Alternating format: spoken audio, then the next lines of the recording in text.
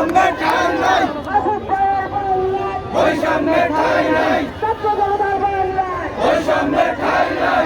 দাবি মোদের একটাই, স্বীকৃতি ও এমপিও চাই স্লোগানে প্রতিবন্ধী বিদ্যালয়গুলোর শিক্ষক ও কর্মচারীরা স্বীকৃতি ও এমপিও ভুক্তির দাবিতে মানববন্ধন করেন। আজ সকালে এক মানববন্ধনে হোটেল শেরাটনের সামনের রাস্তা অবরোধ করে বাংলাদেশ প্রতিবন্ধী বিদ্যালয় শিক্ষক সমিতির পক্ষ থেকে এ দাবি জানানো হয়।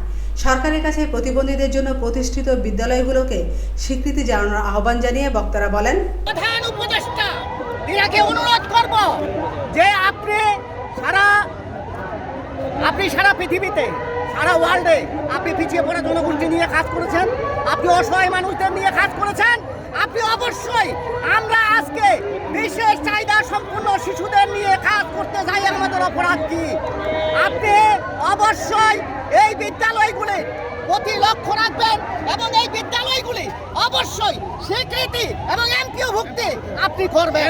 আমাদের স্কুলগুলোকে যদি সারা বাংলাদেশের যে সমস্ত অনলাইন আবেদন করেছিলাম, এই স্কুলগুলোকে যদি কেন নিচ্ছে না, এটা একটা প্রশ্ন। আমাদের আস্থা বিশ্বাস প্রধান উপদেষ্টা ডক্টর ইউনূস স্যার আমাদেরকে একটা পর্যায়ে নিয়ে যাবেন, এমপিও দিবেন, এই আশা ব্যক্ত করেন আমার কথা শেষ করছি।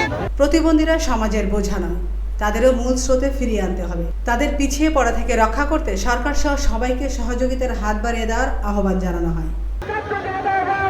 বৈষম্যের ঠাঁই নাই, বৈষম্যের ঠাঁই নাই। আমিনা ইসলাম, আজকের সংবাদ।